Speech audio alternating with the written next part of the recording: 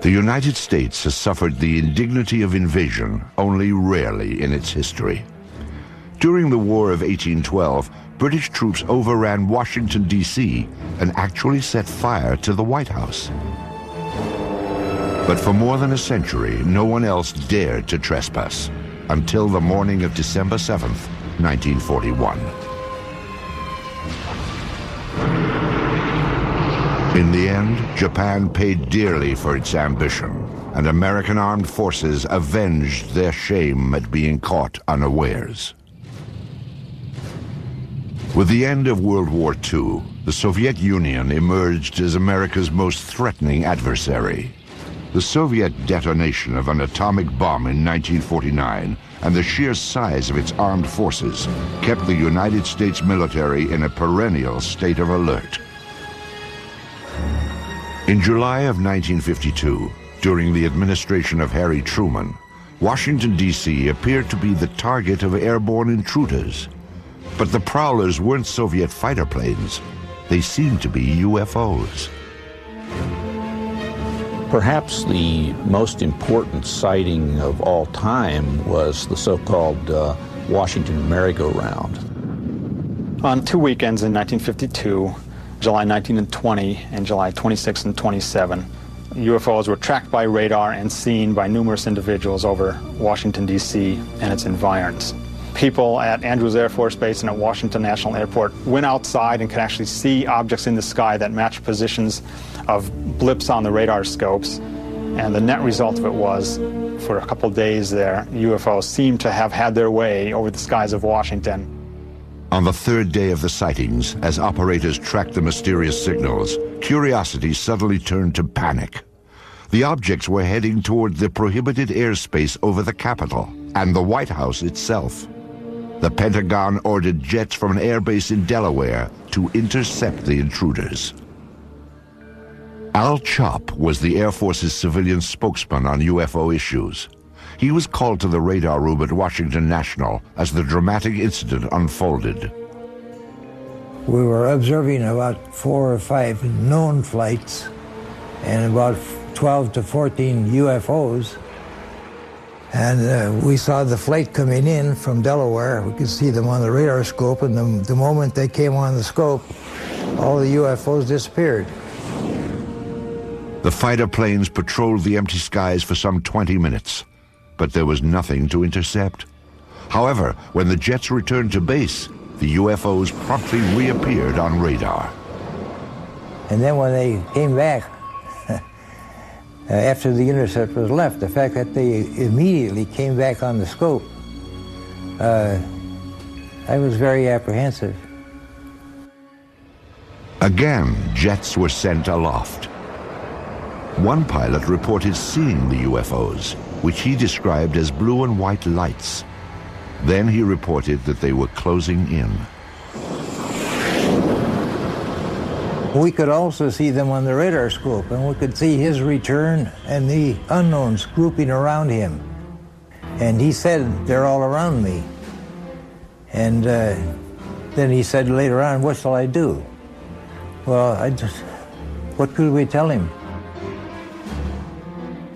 After a few minutes, the UFOs pulled back and then disappeared. The standoff was over. However, the extended episode had stunned the nation. That sighting has never been adequately explained. Because it happened in Washington, D.C., it alerted everybody right on up to the President of the United States and caused a national press conference by the Chief of Intelligence of the Air Force to try to calm everybody down. We have received and analyzed between 1,000 and 2,000 reports that have come to us from all kinds of sources. Of this great mass of reports, we have, as of date, come to only one firm conclusion, and that is that it does not contain any pattern of purpose or of consistency that we can relate to any conceivable threat to the United States. General Sanford went on to explain that the sightings were merely an atmospheric anomaly, an inversion layer. Radar signals had bounced off this layer and picked up ground images of cars and buildings. Somehow, experienced radar operators at 3 different locations had misidentified them as UFOs. The press dutifully took down the story. They bought the explanations. It was still standard practice, and it was for many years, to accept whatever the government said about flying saucers, no matter how foolish it was when you looked at it carefully. The people at Washington National Airport and at Andrews were expert radar people and personnel. They had been there for many, many years and could easily differentiate between ground clutter and true metallic objects. I mean, if they couldn't, they shouldn't have been radar operators. The senior radar air traffic controller at Washington National Airport, Harry Barnes, wrote his own account of the so-called Washington merry-go-round. He describes the objects as making right-angle turns, as hovering, as reversing their course and moving back upon their path. One radar tracked the objects as moving at approximately 7,000 miles per hour. He had never seen objects maneuver like this in his years of being over a radar scope. He didn't know what they were. There were a few others who did not believe the objects were simply a product of unusual weather conditions. At that time, I was convinced that these things were interplanetary machines of some kind, mainly because of what happened that night in the radar room at Washington National Airport. I'm convinced that those objects were real. We don't know what they are, and we don't know where they come from, but they are there. Of course, it's entirely possible that the military didn't really believe its own explanation of the UFOs. No fighters could catch up with these things, and they outmaneuvered the best that the military had to throw at them. Obviously, the people who were in charge of Air Force projects and Air Force intelligence at this time were not idiots. They were very, very smart people, as they are today. And I think they probably thought, once they appeared on Washington, oh my God, this is the holiest of holies. Now they're hovering around the White House and the Capitol. What can we do? Well, the answer turned out to be that they could do absolutely nothing. But it probably had to provoke a whole lot of consternation in the official quarters. But I can't believe that they wouldn't have been interested in, at some level, trying to find out what is going on. It's a national defense concern. There was a technical report that said it's the most classified subject in the United States, even more so than the H-bomb. That's going pretty far. That's taking it very seriously. In the decades after the Washington National incident, aerial sightings were reported more frequently and all across the country. Some episodes were even recorded on tape. Dark 05, 327.1, 327.1. On March 25, 1995, 3 crew members on America West Flight 564 saw something unusual in the sky over Bovina, Texas. Cactus 564, go ahead. Yeah, off to our 3 o'clock. Get some strokes out there. Can you tell us what it is? Right now, I don't know what it is right now. It was 10:25 p.m. and the plane was cruising at 39,000 feet. The crew kept their eyes on a large object with flashing lights, visible below them. When they turned west, the object turned too. Here is the actual conversation between the flight's first officer and air traffic control. 564, did you pay that object at all on your radar? Cactus 564, no I don't. And talking to the 3 or 4 guys around here, no one knows what that is. We've never heard about that. But nobody's painting it at all? Okay, Cactus 564, say again? There's nothing on the radars on the other centers at all on that particular area, that object that's up in the air? It's up in the air? Affirmative. No, no one knows anything about it. Eventually, the object moved in front of an active thundercloud. When lightning flashed, the crew got a better look. What's the altitude about? I don't know, probably right around 30,000 or so, and it's with a strobe that starts from going counterclockwise, and the length is unbelievable. The airline crew was seeing something that ground radar was not picking up. Air traffic controllers alerted Cannon Air Force Base in eastern New Mexico to check if military aircraft, or perhaps weather balloons, were known to be in the area. Cannon 21. Cannon, go ahead. Hey, do you guys know if there was anything like a tethered balloon or anything released that should be above tie band? No, we haven't heard nothing about it. Okay. Guy at 39,000 says he sees something at 30,000 that the length is unbelievable and it has a strobe on it. Uh-huh. This is not good. Okay. What does that mean? I don't know. It's a UFO, so it's that Roswell crap again. The desert just outside Roswell, New Mexico, was the site of a mysterious aircraft crash in July of 1947. Some 50 years later, the name Roswell had become synonymous with UFOs. And like Roswell, the experience of Flight 564's crew is still unexplained.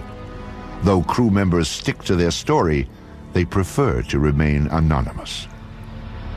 There's a lot of confusion, a lot of hesitancy about even reporting something like this, even in FAA, even in military. They're going to think we're crazy. I don't want to be grounded. I'm risking something here. And a lot of airline pilots feel that way too. Why should I report this? I don't want to be under a medical microscope here. I'm not losing my mind. Airlines don't like to employ people who see strange things. If you have a reputation in your company or your Air Force squadron as being the guy who saw the UFO from your F-18, I'm not sure I want to fly wing with him, you see. It's a subtle thing. Again, it goes back to denial. It's easier just to deny it and to say, all right, he's an oddball. Or she just saw something that just couldn't be seen, so she's probably not as reliable as she should be. The fear of ridicule or retribution has kept many UFO eyewitnesses silent.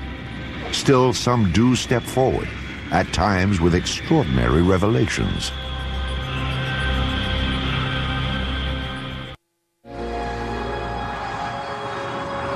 Shag Harbor is a small fishing village on the east coast of Canada. It is a peaceful place where the locals focus on the sea, not the sky. But in 1967, a dramatic UFO incident upended Shag Harbor's quiet ways. It was October 4th, 1967, when two of the townspeople en route to their homes spotted something strange above the tree line. My friend and I were talking as I was driving, and all of a sudden my friend said, look at those lights in the sky. When we first seen them, they looked like they were stopped. Of course, we were driving in the car and we couldn't tell if they were stopped or if they were moving or what they were. And after we lost sight of it and we ran around the corner, we gained sight of it for a few more seconds, then we lost sight of it again. I know I was scared when I first got out of the car because I wasn't very long getting into the house, like to get my father and get him to come out and have a look at it. And I was kind of hoping that it would stay there long enough for him to see it, and it did. And I come home and I told my mother about it, and first question, of course, was you drinking? And I said, no, I don't think so. Smith and Kendrick weren't the only ones to see the strange lights. Many of the locals watched as they flickered off and on. Suddenly, the luminous object turned on its side and plummeted into the harbor waters. Eyewitnesses rushed to notify the Royal Canadian Mounted Police, or RCMP. The people who initially arrived on the scene, the civilians who were called in to aid the RCMP, concerns were for survivors. Most people saw this thing occur from a distance, and it was initially thought that perhaps it was an airplane crash. But what the eyewitnesses saw, or in this case what RCMP officers saw when they arrived on the scene, I mean, there were at least 3 officers on the shoreline that at least saw a pale yellow light moving on the water. They all felt that it was something quite unusual. The RCMP officers were not alone in observing the mysterious object. They were surrounded by a small gathering of spectators. And we all seen it, the police seen it, and everybody was, I guess, startled by it, and none of the people that were there had ever seen anything like it before. You know, I know I hadn't. The witnesses stood and stared, mesmerized by the strange light on the water. Then, just as suddenly as it had appeared, the light vanished. A Coast Guard cutter was summoned, but local fishermen, already on board their vessels, headed for the spot where the light had last been seen. They were looking for survivors, but the only clue that anything had happened that night was a thick layer of an unknown substance. There was a great bubbly foam, and it was yellow, nothing I had ever seen before. You couldn't smell no odor or anything, and we went about probably 3 lengths of the boat, and we ran out of it. And we turned the boat around and came back into it, and we ran out of it again. The foam, like the lights, eventually disappeared. When it was obvious there was no further sign of distress, the search ended for the evening. By the following morning, the RCMP had already made contact with nearby military bases. They were hoping to find a reasonable explanation for what they'd seen. There was none. This left the small town of Shag Harbor to become big news. It's a headline story throughout the North American press and beyond. And in that it was said quite clearly, there were statements made by personnel at Canadian Forces headquarters in Ottawa saying that, yes, indeed, we are searching for the crash of what we believe to be an unidentified flying object. This is one of those rare cases where something indeed real has gone into the water, and it's not an aircraft and it's not space junk. This was an official statement. Canadian Armed Forces clearly stated that the object was officially a UFO. But the question of where it went after hitting the water was still a mystery. Canada's Department of National Defence was determined to find out. Military authorities ordered an underwater search. Within hours of the sighting, a Navy diving team was bobbing off the shores of the tiny fishing village, scanning the harbor bottom for debris. Meanwhile, Shag Harbor residents were stunned by what was happening in their small town. Those who had been the first to witness the lights were quickly gaining notoriety. Everybody teased me a lot about seeing Martians and all this stuff, but I believe I see something. I did see something, there's no question about that. And what it was, that I don't know, but it was something. It was definitely something. The people of Shag Harbor had no expectations. Roswell, although it occurred in '47, did not become, a story and a case until almost into the '80s, at least until '78. And they weren't influenced by that. Shag Harbor stood alone. Nothing was found during the Navy's 3-day vigil. On the 8th of October, the search was canceled. Media interest began to wane, and life in Shag Harbor settled back to normal. But researchers now claim there is more to this incident than originally revealed. 26 years later, the case was re-examined and unofficial information began to emerge. The men from the original Navy diving team were the first to talk, and what a story they had to tell. These men are claiming that there was a second operation, and their story has been corroborated by other Armed Forces personnel, that this UFO did not stay in the Shag Harbor area, but got away under the water and went up the coast and came to rest near Government Point.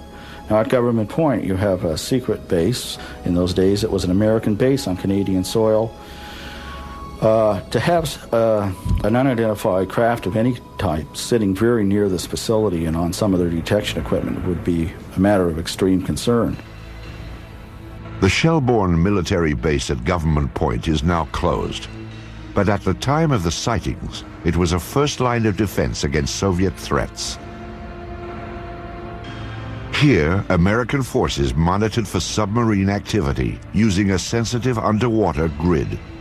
According to the unofficial story, an object triggered the detection device, and a flotilla of Navy vessels responded.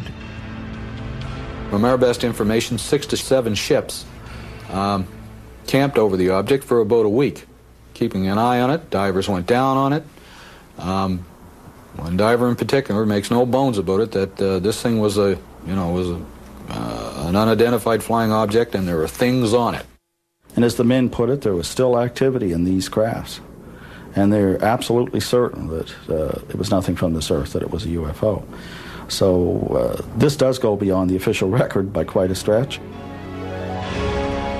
According to researchers, other eyewitnesses have come forward, making this story difficult to dismiss.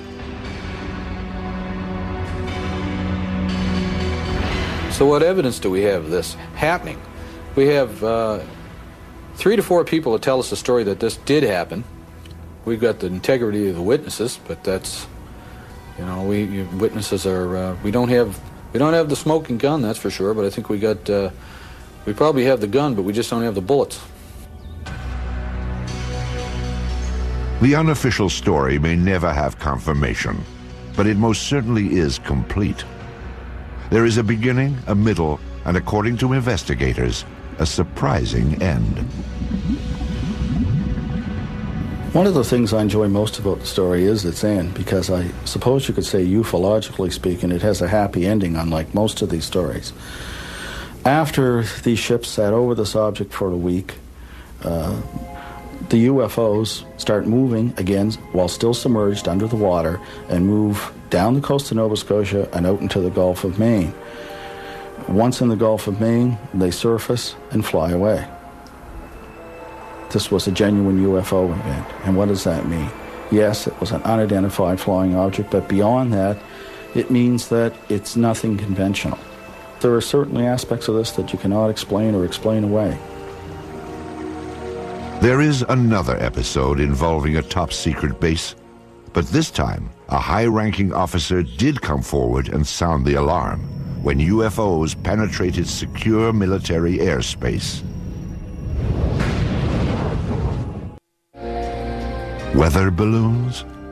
Swamp gas? A flock of birds? The planet Venus? These are some of the UFO explanations proposed by the military over the years.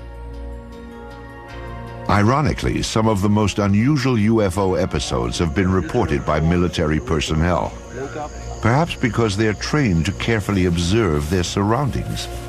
Or maybe there is something on military bases that is of interest to UFOs. Of all these troubling accounts, few compare with the experience of 2 of the world's most technologically advanced countries, the United States and Great Britain. This was Bentwaters Air Force Base, located 140 miles north of London. The Rendlesham Forest stands just outside the base. Bentwaters is now abandoned, but before the Soviet Union broke apart, it was a hub of top-secret activity. This was a joint base, shared by both the United States Air Force and England's Royal Air Force. It was also a place that played host to some of the strangest sightings ever reported. I think the Bentwaters case is sort of a mainline, hardcore UFO case because it involves intelligent, educated people who are used to dealing with high technology. They're guarding it and securing it on their own base. They know aviation, they know weaponry. With security police who are trained to be good observers, they have to write all kinds of reports and defend what they say. And these people were puzzled, totally baffled by what they observed. During the Cold War, Bentwaters was the largest tactical fighter wing of the free world. Perhaps its most noteworthy period came in December of 1980, when both the military and the local townspeople watched a dramatic UFO episode unfold. Some say it even rivals the Roswell incident of 1947. It was a cool, clear winter night, when suddenly unfamiliar bright lights were spotted in the sky. They sort of went up and down and moved sideways. They went this way and that and moved about. And this was fascinating. So I opened the front door and walked out into my front yard and to get a better view. and so my house was right at the end of the runway. So I stood there looking at them, and I thought, it can't be aeroplanes because they'd landed in the forest. Suspicious activity around the top-secret Bentwaters Air Base was always closely monitored. That night, neighbors could tell that they were not the only ones to experience the unusual episode. I stood there for a few minutes to see what anything else would happen, and I could hear the commotion on the base. The wind was in that direction. I could hear people shouting, calling, and vehicles start up, and I wondered what the commotion was. 3 military patrolmen had also reported unfamiliar lights shining from within the forest. They requested and received permission to investigate beyond the base perimeter. As required, the 3 military police officers filed a report about what they'd seen. I went in to collect the police blotters, the activity from the previous day and previous night, and the desk started laughing when I walked in. And I knew something interesting happened, and he told me by name the 3 individuals and said they were out in the woods chasing UFOs all night, and laughed, as though he didn't believe it. The sighting became a hot topic on the base. Though it was a source of amusement at first, the incident was taken somewhat more seriously as the hours ticked by. There was concern in the powers to be, so to speak, on the base, not so much from the incident that occurred, but the ramifications and the distraction, I guess is the best way to put it. Because a lot of those security policemen were guarding some very, very important materials and had a very, very responsible job. In order to get the base back to normal, the military brass dispatched a team of their own police to investigate. They hoped to find a reasonable explanation for the strange lights. But what they found only heightened concerns. The next day, several of the police went out to the area and did find indentations on the ground, and they called the British PCs, the British police, who came out and wrote it off as hens nesting and rabbits burrowing. The interesting thing is there were 3 depressions which were equal distance apart, and they were all the same diameter, and the ground had been depressed the same depth. Quite interesting. But the story did not end there. 2 nights later, the object returned. An American military team responded, setting out towards the forest. This time, investigators brought a Geiger counter to check for radiation, plus cameras and a tape recorder. Here is the actual recording of Colonel Halt as he encountered the mysterious object near Bentwaters Air Base. Oh, I saw a yellow tinge in it too. Weird. It appears to be maybe moving a little bit this way. Yes, it's better than it has been. So, it's coming this way. It is definitely coming this way. The 2 pieces of it are shooting off. There is no doubt about it. This is weird. Suddenly the object, the red object, started dripping like molten metal, just like coming out of a crucible. It dripped for, I would say, several minutes and suddenly exploded. There was no sound, just a poof, and broke into multiple white objects, and they all disappeared. Well, we were very puzzled at that time. We really didn't know what to think. In the forest, the military squad detected some unusually high radiation levels. However, they found no other evidence to explain the situation. Then, the team observed a stunning display of lights in the northern sky.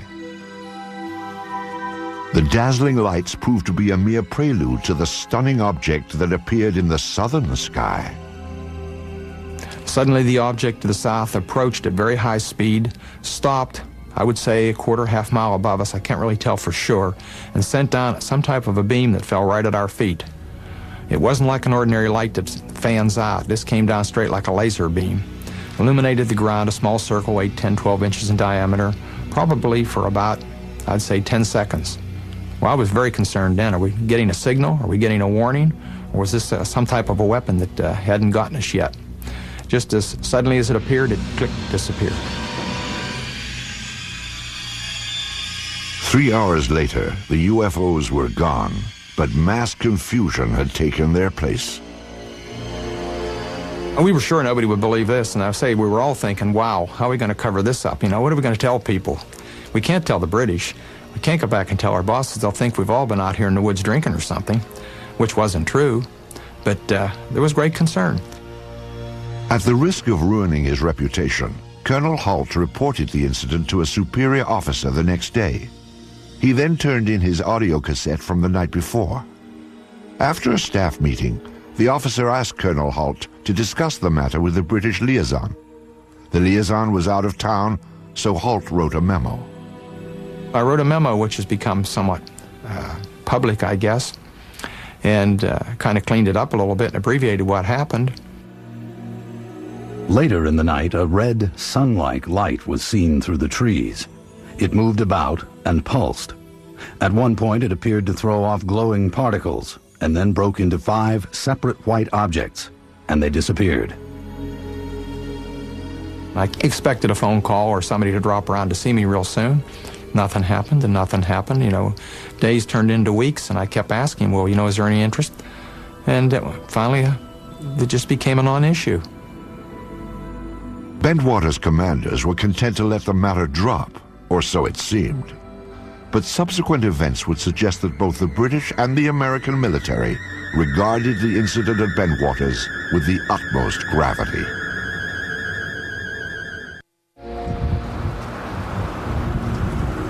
Shortly after Christmas in 1980, a series of bold UFO approaches apparently challenged the security of a top-secret airbase north of London. Lieutenant Colonel Charles Halt, Deputy Base Commander of the Joint American-British Outpost, was among the eyewitnesses.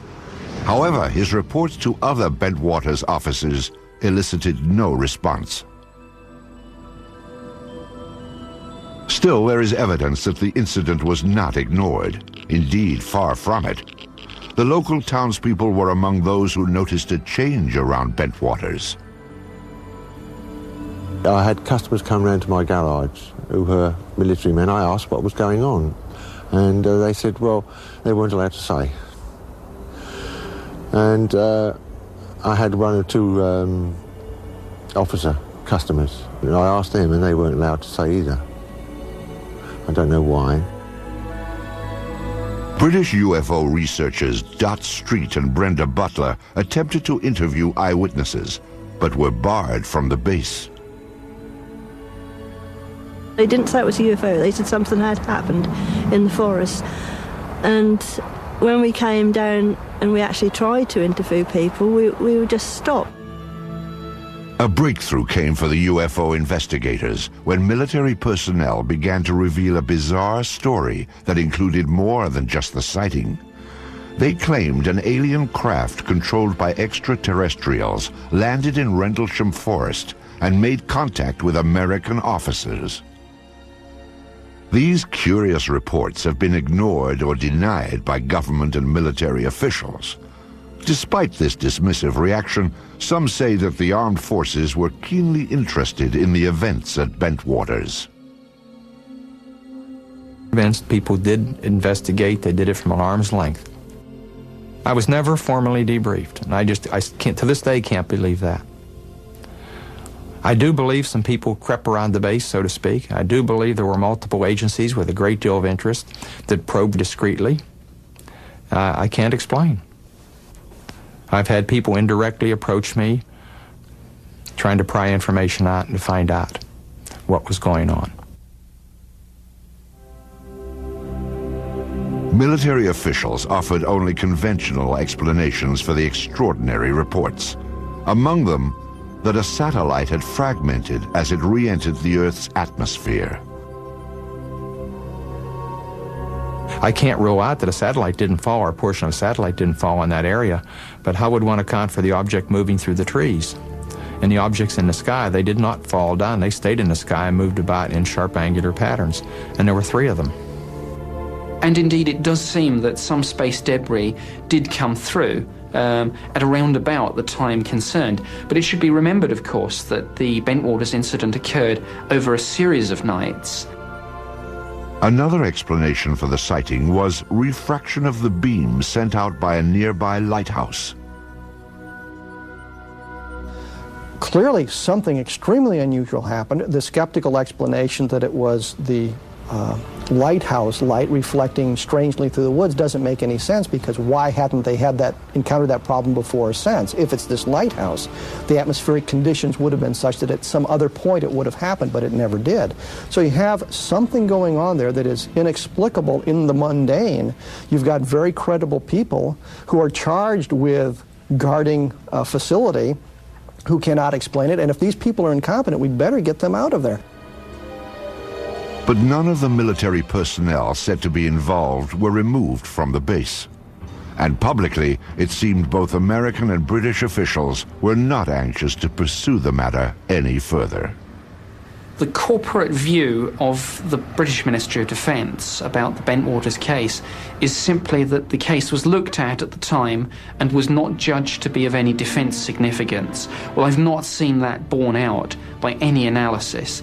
It certainly seems to be an example of bureaucracy gone mad if you have something like this happen and people blandly say it's of no defence significance.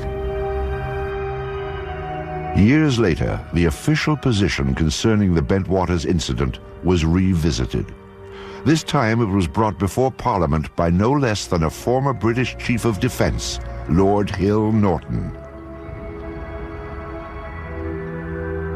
Either the Americans, and indeed the deputy base commander, were hallucinating, or they believed that something had landed there, and they had taken photographs and records of it.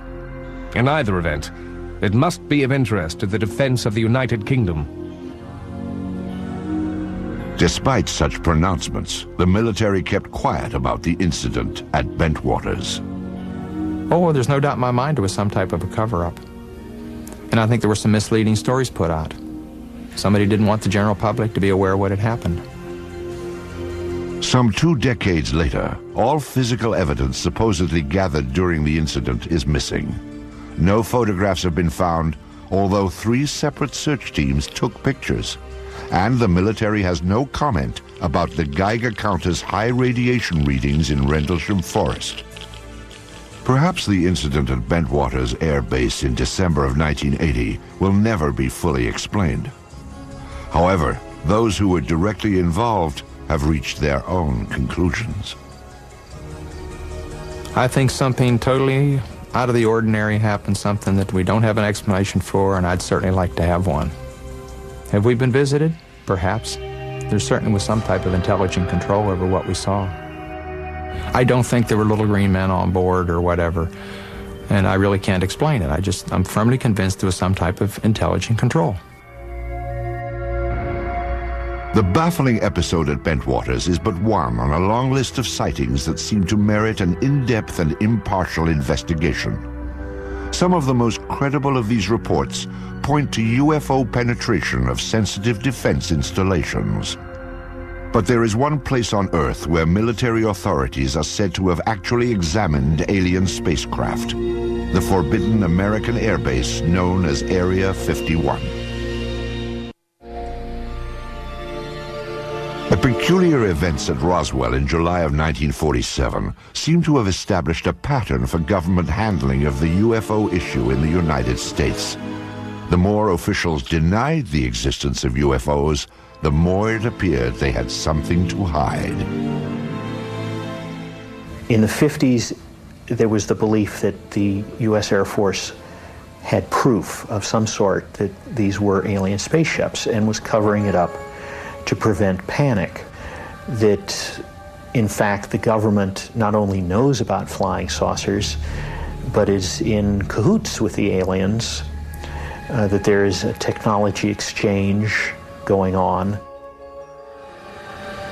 In the years immediately after Roswell, the Army Air Force designed and tested a number of saucer-like craft, but none appeared to be of alien origin, nor were they especially flight-worthy. However, in recent decades, suspicion that the government was test-flying captured alien spacecraft has begun to surface again. Attention focused on an ancient dry lake bed deep in the desert of Nevada, at the heart of the Nellis Air Force Range. It is a top-secret test site known as Area 51. There's a new body of folklore growing up around UFOs, and this is associated with Area 51, which is part of the Nevada test site. And the story is that flying saucer technology is being tested and flown in extraordinarily advanced aircraft that are being developed there. There doesn't seem to be any question that there are extraordinarily advanced aircraft being test flown there, and this has been going on for some years. Area 51 was the development site used for the F-117 stealth fighter. U.S.-operated MiGs have flown from that area. These are extraordinary vehicles, and if you had seen, say, an F-117 in flight before it had been publicized, you would not have known what to make of it. It would have been a UFO in a very real sense, an unidentified flying object. The stealth fighter is truly an incredible aircraft which few could even dream of in the 1970s. To observers near Area 51 at that time, it would have appeared surprisingly alien and worthy itself of a flying saucer report. What's really interesting is that as long ago as 1947, people were reporting the boomerang-shaped UFO, which now looks very much like what is being flown as part of the stealth technology. It is interesting that certain kinds of aircraft that undeniably exist look very much like what people reported as UFOs for many years. Some believe that the source of such technology is alien. If it is, then many trace the source back to Roswell in 1947 and the government's supposed cover-up of the spacecraft that crashed there. The sensational UFO stories associated with Area 51 have made this remote site a mecca for the curious. Visitors to this spot are monitored from the restricted airspace above and by ground vibration sensors that detect their unwelcome approach. The surrounding mountaintops hold still other devices that scan for any movement below. Once they are alerted, private security forces move in to discourage the curious from getting closer. For those who defy these measures, trying for a glimpse inside, there is one last chilling warning. Deadly force will be used if you come any closer. Persistent rumors about alien technology prompted the investigative arm of Congress to reopen the Roswell case in 1994. The General Accounting Office, or GAO, searched for all records related to the events of 1947 and then issued a report on their findings. The General Accounting Office report is brief, like most of their reports, and it simply describes what they did to try to discover what happened at Roswell, which was contact the usual suspects, the CIA, the FBI, the National Security Agency, and so forth, and ask if they had information on Roswell, and ask to see certain records there. But essentially, they couldn't find any documents on Roswell at all, period. In fact, the GAO revealed that every document relating to Roswell had been destroyed illegally. When you really look carefully at the phenomenon, there's no question that some UFOs are alien spacecraft, that some government officials have known this since 1947, and this is the biggest story of the millennium. Also, I think we need a new generation of journalists who will give this story the attention it deserves. If we spent 1/10 the effort that was spent on Monica Lewinsky on getting to the truth about flying saucers, we all know what was going on in 6 months. Who was responsible for destroying the Roswell papers? No one has yet been named. But now the years are passing, and those who hid the truth about UFOs may never be identified. Perhaps the more important question is, what were they trying to hide?